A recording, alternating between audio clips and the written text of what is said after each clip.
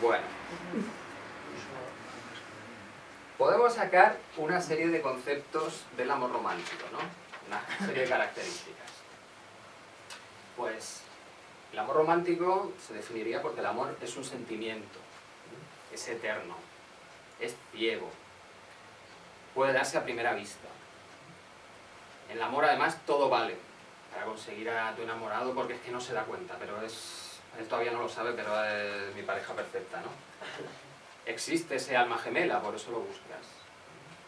Para el amor no hay edad, puede darse en cualquier momento y con cualquier diferencia de edad. Aparece por sí solo, simplemente hay que estar atento. Lo contrario del amor es el odio. Y también puedes estar entre dos amores, porque como no puedes ordenar en tus sentimientos, sino que surgen solos y se disparan, pues a veces puede pasar, ¿no? Resumen, dos frases. El amor no se trata de encontrar a alguien con quien vivir, sino de encontrar a alguien con quien no se puede dejar de vivir. O el amor no es aquello que queremos sentir, sino aquello que sentimos sin querer. Este sería el planteamiento de ese amor romántico. Vale, nos vamos al amor racional. Mafalda nos dice que ya que amarnos los unos a los otros no resulta, ¿por qué no probamos a amarnos los otros a los unos? Bueno, amor racional. Necesitas valorarte para valorar, quererte para querer, respetarte para respetar y aceptarte para aceptar, ya que nadie puede dar lo que no tiene dentro de sí. Pretender que otra persona nos haga felices y llene todas nuestras expectativas es una fantasía narcisista que solo trae frustraciones. Nos ha cortado buen rollo esto.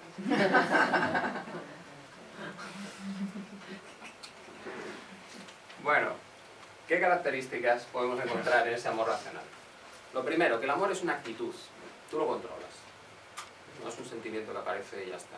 Es una actitud, tú tienes que estar abierto a ese amor. También es temporal. Por lo menos termina con la muerte. Nada de rollos de me voy a hacer un vampiro a ver si dura la eternidad, ¿no? El amor es inteligente. No me arrastra y me ennubila y me lleva a hacer locuras. El amor tiene límites morales, no vale todo. En el amor también hay que elegir racionalmente, no es al azar, no es que me suceda. Yo puedo decidir de quién enamorarme. El amor conoce tiempos propicios. Hay momentos en que si yo no estoy bien, pues lo mismo, lo ideal no es empezar una relación, porque puede que no acabe bien. El amor es una decisión y por lo tanto puede ser sembrado. El antónimo del amor es la indiferencia. El amor es más que sexo, es entrega total y este amor es exclusivo. Resumiendo, para amar necesitas una humilde autosuficiencia, necesitas autoestima y la práctica de una libertad responsable. Pues a ver cómo decidimos, porque por un lado tenemos unos mitos de unas películas súper chulas y por otro lado esto que dices, bueno, esto es más un laboratorio que otra cosa, ¿no? Muy bien, pues esta ha sido la parte de presentación para colocarnos, ¿no?, en contexto, en qué estamos hablando, de qué estamos hablando cuando nombramos amor. Y mi propuesta es primero darnos cuenta de cómo funciona nuestro cuerpo, nuestra biología.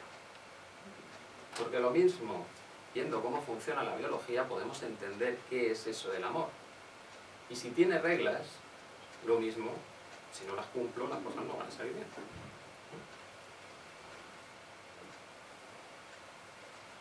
Este hombre se llama Antonio Damasio, es un neurólogo, y lo que dice es que el estado natural del cuerpo sin tensiones provoca la sensación de tranquilidad, dice él. Pero si le vamos un poco más allá, lo que provoca es la sensación de paz / amor incondicional. Luego, si yo estuviese en ese estado sin tensión, estaría sintiendo amor por todo el mundo. Estaría conectado absolutamente con todos. Pero tengo que llegar a ese estado. Bien. Las emociones las define él como el sistema de monitorización del medio interno que tiene el cerebro. Es decir, ¿cómo te informa en un segundo el cuerpo de cómo se encuentra? A través de una emoción. Te dispara una emoción y te dice, estamos bien, estamos mal, podemos estar a disfrutar de lo que ocurre, o oye, hay que estar alerta. Luego es un sistema muy bueno, te informa muy rápidamente de los cambios internos que se están produciendo, ¿vale? Luego las emociones son inherentes al cuerpo y son absolutamente necesarias porque son el sistema de coordinación del cuerpo, ¿vale? Lo que sean internamente, si son moléculas, son corrientes eléctricas o lo que sea, da igual. Lo que sabemos es que eso que nosotros etiquetamos como emoción es un sistema de coordinación del cuerpo. Además son básicas para el aprendizaje, porque aprendemos asociando algo con una emoción. Si la emoción es intensa, ese algo es importante. Si no hay emoción, da exactamente igual. ¿Vale? Luego esa es la clave del aprendizaje, el asociar esas emociones. Por eso cuando algo nos gusta, lo aprendemos enseguida. Y se nos queda y lo recordamos siempre. Cuando no nos gusta, no hay manera. O cuando nos da igual. ¿Vale? Bien. Pues Antonio Damasio también nos da la definición de sentimiento. Sentimiento es la sensación que percibimos conscientemente al procesar la información exterior, interior y los pensamientos. Es decir, cuando juntamos la emoción, que es la información interior, con lo que estoy pensando más lo que ocurre fuera, aparece un sentimiento. Porque lo que está haciendo es conectar la emoción con determinados estímulos. ¿Vale? Bien. Todo eso lo explico porque nos va a servir para darnos cuenta de cómo funcionamos. Nuestro aprendizaje, lo que se basa, es en generar recuerdos. En ese recuerdo estamos guardando el estímulo externo, el estímulo interno, los pensamientos. ¿Bien? ¿Cuándo empezamos a generar recuerdos?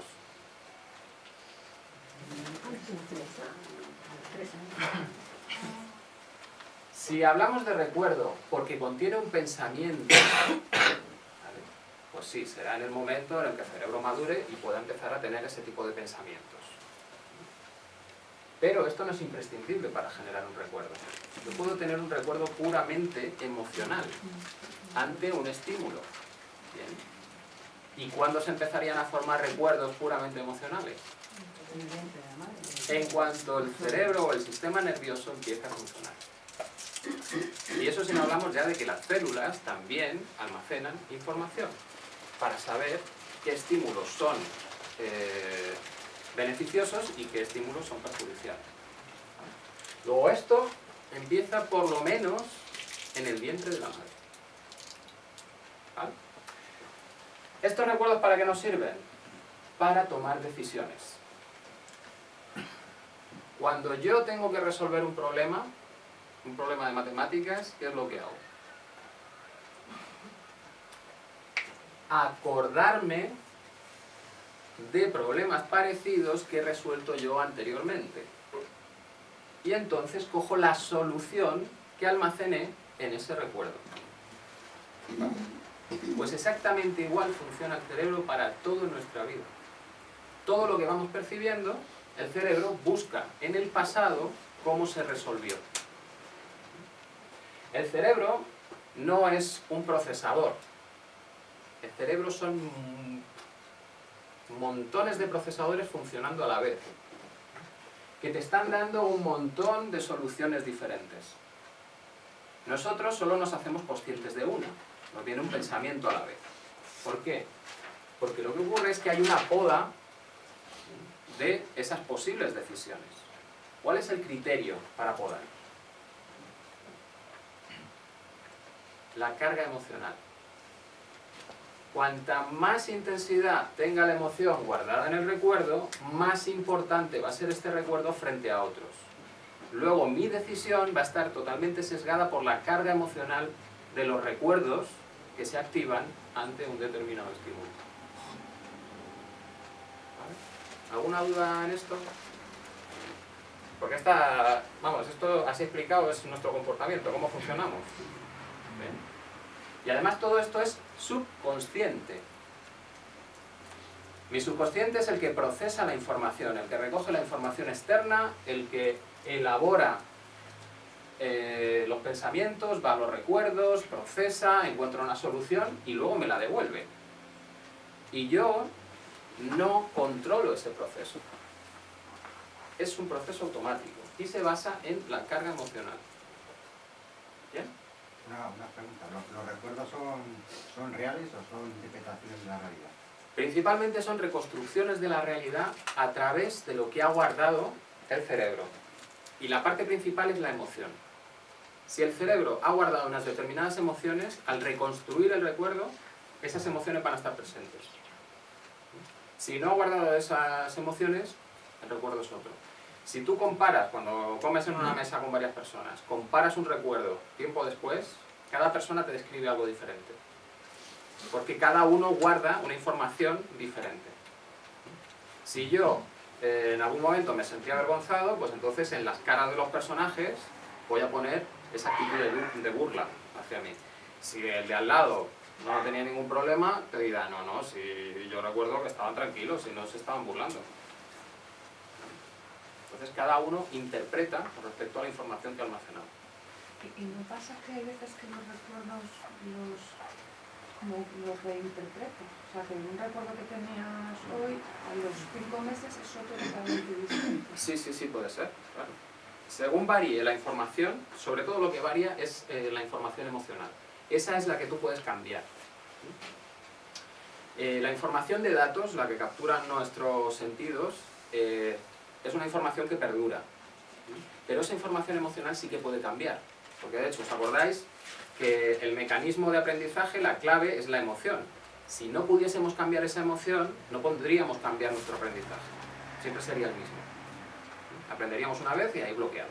Pero podemos cambiar, porque podemos liberar esa parte emocional. Lo que pasa que parece como que no sabes cuál es la verdad, o cuál ha sido Claro. la situación real. Claro, Cuando claro. la cambias, no sabes ya realmente... Claro. Y por eso hay que encontrar otras maneras de actuar. Porque si no sabes exactamente cuál es la realidad, ¿qué vas a estar? Ahí en la duda de me hicieron mal o no, ¿qué pasó? ¿Y puedes cambiarlo de forma consciente? Claro, eso es algo que pasa. Estoy explicando esto para que veamos cuál es la clave y luego si podemos cambiarlo de manera consciente, esa carga emocional, entonces tenemos el control sobre los funcionamientos internos del cerebro. ¿Y qué intervención tiene las definiciones que nosotros hacemos de la realidad, de las experiencias que tenemos, nuestro sistema de creencias en todo este proceso? O sea, porque veo que evidentemente las emociones forman parte, Sí. consolidan de alguna manera este tipo de situaciones en nuestra conciencia, pero evidentemente también es un filtro que hay que tener muy en cuenta. A ver, tu cerebro elabora pensamientos conforme a su estado emocional. Cuando tú estás muy alterado, tus pensamientos son de un tipo y te los crees. Te tranquilizas, tus pensamientos son de otro tipo y también te los crees. Y lo único que ha pasado es que te has tranquilizado, no que ha cambiado externamente nada. ¿Vale? Entonces, todas las creencias, valores, todas esas ideas realmente vienen acompañadas por una carga emocional. Si no tuviesen carga emocional, nos darían exactamente igual, son palabras. Y el inverso, ¿no? Es que no puedes separarlo. Cuando empieza tu cerebro a procesar palabras, esas palabras se aprenden. Y al aprender, asocias la palabra, el sonido, el significado con una emoción. A partir de entonces, dices una palabra, disparas emoción. Disparas la emoción, te aparece la palabra. ¿Vale? Porque la asociación va en los dos sentidos. Bien, la clave sería la siguiente.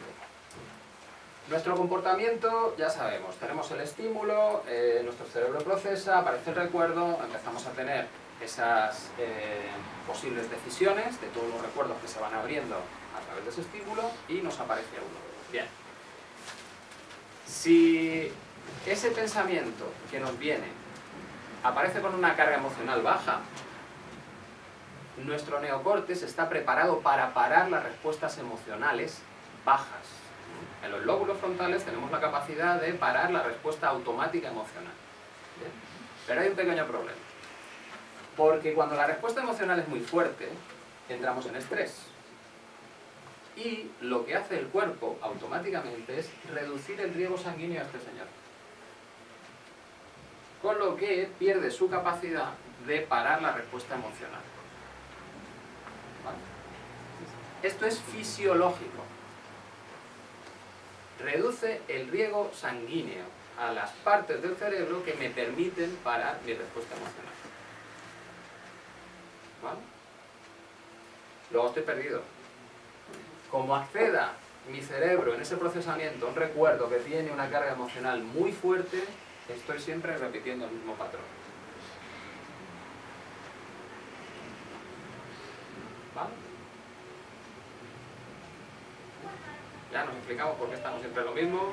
Cuando nos tranquilizamos decimos, ay, ¿cómo pude hacer eso? Y otra vez lo volvemos a hacer. Luego la clave está aquí. ¿Cómo cambio yo esa carga emocional que está en el recuerdo? Si yo soy capaz de liberar esa carga emocional, estoy en este estado. Y por lo tanto puedo decidir y cambiar cuál es mi comportamiento. ¿De acuerdo? Muy bien. Otro dato importante. Esto es un libro publicado en 1940 por Wilhelm Reich, que se llama La función del orgasmo. Y en ese libro nos dice que este hombre era médico, psiquiatra, e hizo en Noruega toda su experimentación con personas, evaluando cómo se llegaba a un orgasmo, cómo eran los tipos de orgasmo y qué consecuencias tenían los orgasmos. ¿Vale? ¿Qué encontró? Que no tenemos relaciones sexuales con el fin de producir hijos, sino porque la congestión de fluido produce una carga bioeléctrica en los órganos genitales y presiona para ser descargada. ¿Qué significa esto tan técnico? Que cuando estamos alterados queremos soltar la tensión, y una de las vías donde se puede descargar mejor esa tensión es con un orgasmo. ¿Vale? Pero eso solo se produce si tienes un orgasmo liberador. Y se diferencia muy claramente. Cuando tienes un orgasmo liberador, luego es la paz. Todo está bien. No necesito nada. Cuando tienes un orgasmo a medias, lo mismo dicen, bueno, pues quiero otro. ¿Vale?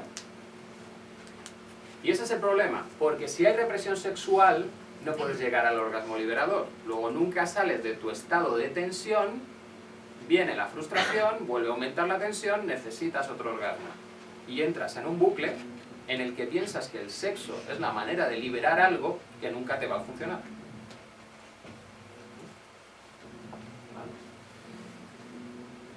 Cuando se leen estos libros, de todas maneras, hay que cambiar un poco el concepto de sexualidad. Sexualidad es toda actividad placentera, no es genitalidad.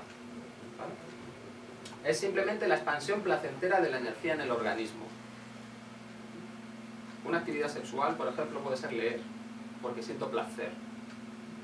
La angustia es la contracción angustiosa de esa energía, es el bloqueo. El orgasmo produce contracciones involuntarias en el organismo y descarga completamente toda esa excitación. Luego es un sistema biológico muy bien planificado. De acuerdo, entonces, tenemos que ser capaces de liberar nuestros estados emocionales para cambiar. Una Va. pregunta, Paco. Sí. En todo ese proceso anterior, lo que es el... No sale la palabra. Vale, sigue, ahora Vale. que no me sale la palabra. La emoción, Sí, ahí no tiene nada que ver. como que no. La emoción siempre está presente. Sí, Siempre está presente. me refiero en el aspecto físico. Sí, sí. El puro aspecto físico Es también que está la emoción ahí. La emoción es la etiqueta que le pones al estado de tu cuerpo. ¿Vale? Luego es física sí o sí.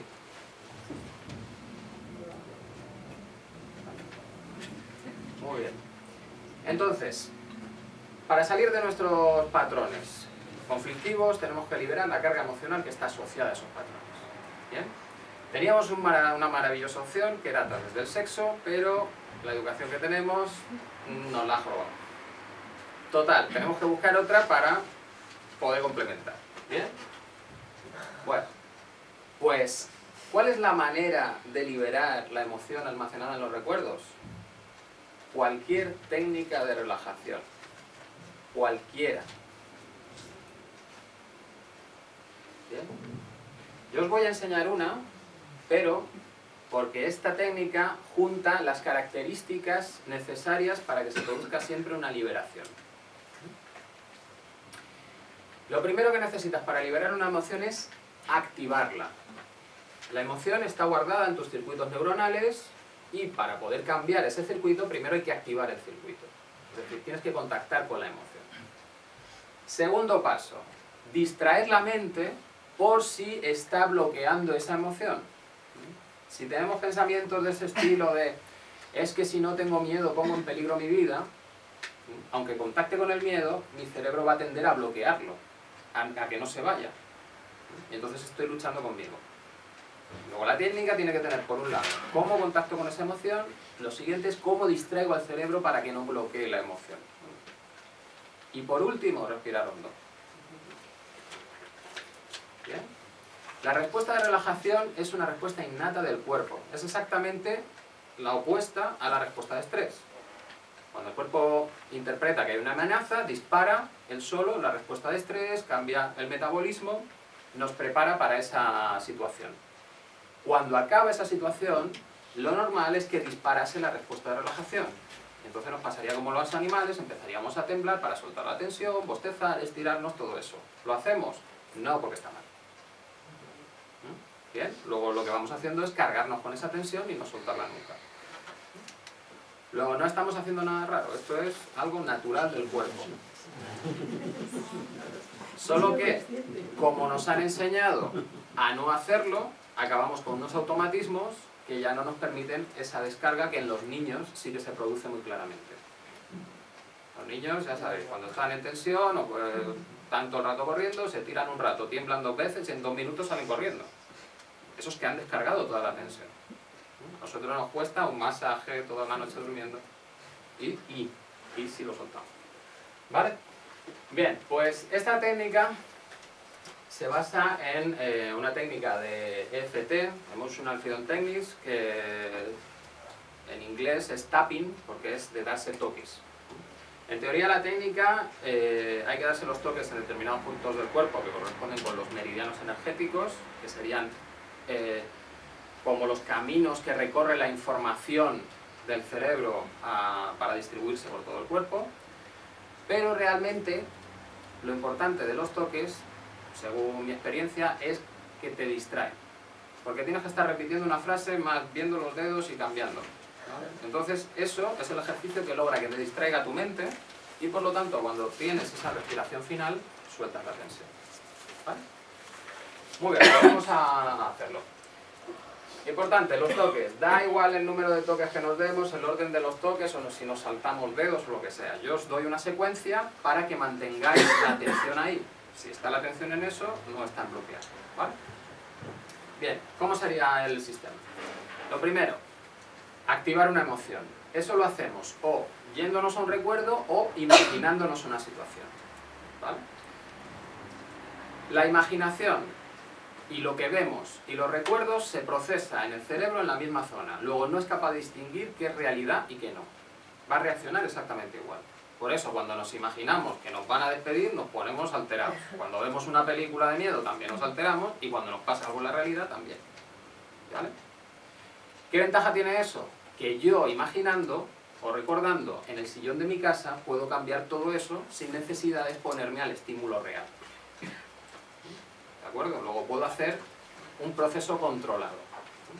La única desventaja es que lo que yo imagino puede tener menos detalles que la realidad. Si la realidad tiene algún detalle que yo no he trabajado, me va a seguir disparando la emoción. Pero en ese momento lo único que tengo que hacer es, me doy cuenta de qué detalle me he olvidado, me vuelvo al sillón de mi casa, hago el ejercicio y se acabó. ¿Vale? Resuelvo el problema. Muy bien. Pues vamos allá. Primero, nos vamos a un recuerdo, activamos la emoción. Buscamos en el cuerpo dónde está esa emoción, para ir asociando que las emociones son realmente tensiones físicas. Buscamos dónde está. Y una vez lo encontremos, empezamos a darnos toques aquí en el canto de la mano y hacemos una frase. La frase contiene dos partes. Una describe qué estoy sintiendo y otra me abre a la posibilidad de cambio. Aunque tengo tensión en mi pecho, dejo que mi cuerpo se relaje. Aunque tengo algo clavado en mi pecho, quiero sentirme bien. ¿Vale? No es más que describir posibilidad de cambio. Cada uno que busque las palabras que más le gusten. Muy bien, pues entonces, vamos a ir a un recuerdo,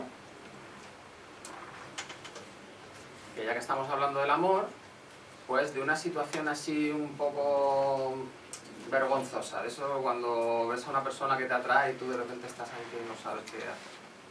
¿Vale? Vamos a un recuerdo de esos y observamos que se tensa en el cuerpo.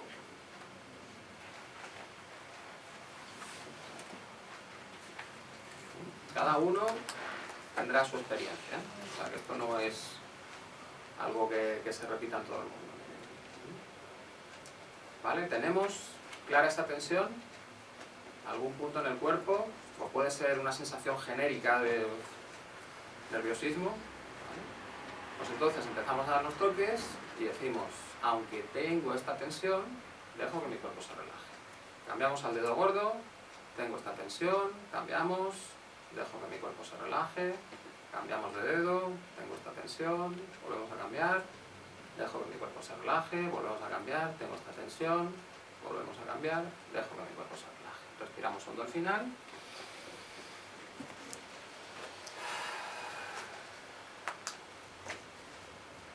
Y observamos que ha cambiado en el cuerpo. Si teníamos una tensión en el estómago, sigue siendo igual, es menor, es mayor, se ha movido.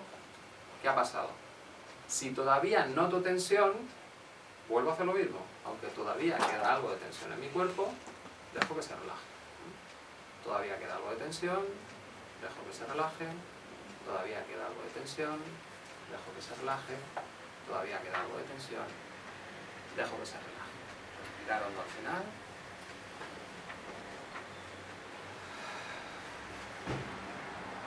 Observar cómo cambia el cuerpo.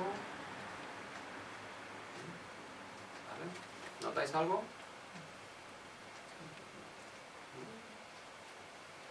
Bien. Os digo siempre que os fijéis en el cuerpo para aislar lo que estáis haciendo. Si no os vais al cuerpo, la mente tiende a recordar más cosas. Entonces va haciendo el enlace de todas las situaciones de mi vida que he vivido con esta vergüenza. Entonces, claro, como que la sensación parece que no cambia. Lo que estamos haciendo es liberar la emoción de un recuerdo determinado. Porque si no, no vamos a notar el cambio tan rápido. Si me centro en mi cuerpo, ahí sí que es mucho más fácil, porque noto cuando desaparece la sensación. Lo siguiente que tengo que hacer es volver al mismo recuerdo y ver qué nueva sensación aparece. Y ser un poco específico. No puedes ir al médico y decirle, es que me encuentro mal. ¿El médico qué te dice? ¿Qué síntomas tiene? Y tú no le puedes decir que estoy mal. Porque te va a decir, pues entonces váyase, identifique qué tiene y luego vuelva. ¿Vale? Esto es igual. Tengo que identificar qué me está pasando para poder centrar la atención de mi subconsciente en ese punto y relajar. ¿Vale? Bien.